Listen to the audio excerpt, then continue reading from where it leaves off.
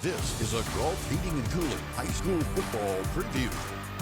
Mike, another year for you, and what's in store for the Beavers this year? Well, same thing, working on getting better day to day has always been our focus, control what we can control. And, we talk about it all the time. Yeah, we want to win games, and that's a big priority for us, but we know we can't win every game, so we're trying to develop good young men that are better husbands and employers and employees and all those things whenever they leave us. So we think football is a vehicle for that. So we're working hard. Kids are getting better day to day. I like our energy.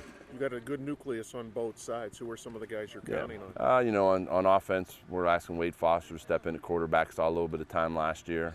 Played tight end and linebacker. He's been a 2-year starter at linebacker. Big athletic kid. So we're counting on him to lead us. We have a number of running backs. Up front, Devin Kraft and Tyler Plum return as starters. On the outside, Luke Redos, Nicholas McKenzie. Lane Jones comes in at running back. Those guys, Aiden Price played some running back a little bit for us, so we're counting on those guys all to step up for us. David Riley as well is coming on the outside as a starting receiver for us. Do you change much? I mean, you have these veterans coming back, so to speak, so do you change much at all? Or? We adapt. We've tried to build a system so that within the system we can adapt to our personnel. No, we're not going to go from a wing tee to a 5 wide, but we think our system allows us to, if we need to have more 2-backs and more big back or more inside runs, or a couple years ago we had more speed, so we were more outside run oriented. But those are all within the system, so we're not changing the offense. It's not new formations or anything. So we just tried to build it so that it's pretty flexible.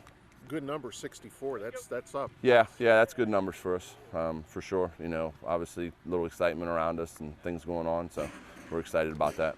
Mike, the building, just how special is that that's being constructed and hopefully ready? It's phenomenal. We're it's going to be a Taj Mahal for us. We're super excited. We're thankful for Derek and Jamin, those guys spearheading that and getting it started. And we have a really good community here and really good administration, and so we're excited about getting into that and having an indoor turf that we can use in inclement weather, and new locker room, new weight room, and all of our weight equipment's coming from the same group that does the Broncos. Obviously Derek has a connection there, so Sorinex is going to outfit our weight room, so it's unbelievable, top of the line stuff. Wow, that's pretty impressive. Yeah, and not only for football, but for everybody. Yeah, for everyone, exactly. And some of the stuff we're going to have, like no one around here is, a lot of the colleges don't even have a few of the things that we're going to get, working on our velocity-based training and some things to measure that and measure bar speed and things of that nature. So we're just ready to get in there. Mike, injuries are part of the game. With that aside, what has to happen for you guys to go where you want to go? We got to continue to execute. We got to finish. Last year I had a great group. I loved our seniors last year, and they did everything right. And for whatever reason,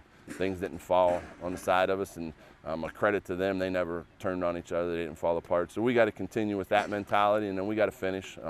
We had so many games last year that we had a chance to win. We finished 4-6, but we easily could have been 8-2 within a touchdown in all those games. So we got to learn to finish and take that next step.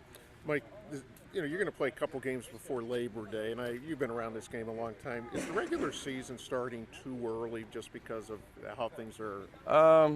That's a great question. I guess there's pros and cons. Like, I don't fall down one. Just like the playoff debate, 12-16. I think there's pros and cons. I don't fall hard on one side or the other. I think there's, to some of these things, starting the season early, you got to get more in the summer. You got to be ready. You don't have as much preparation time in August, so June and July have become more important, which, to the kids' sake, these kids put more time into their sports than ever before. And I know people want to say, kids are lazy now, they only play video games. Well, I know I'm old and I grew up a long time ago, but when we were in school, back in the 80s, you had June off. You had July. There wasn't team camps. There wasn't 7-on-7s. There wasn't, basketball shootouts and all these things. And so we had more time to be a kid, I guess.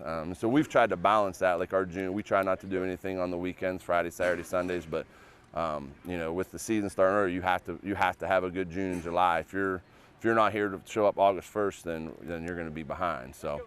But then again, we've expanded the playoffs. More kids get a chance to experience that. So there's pluses and minuses to it.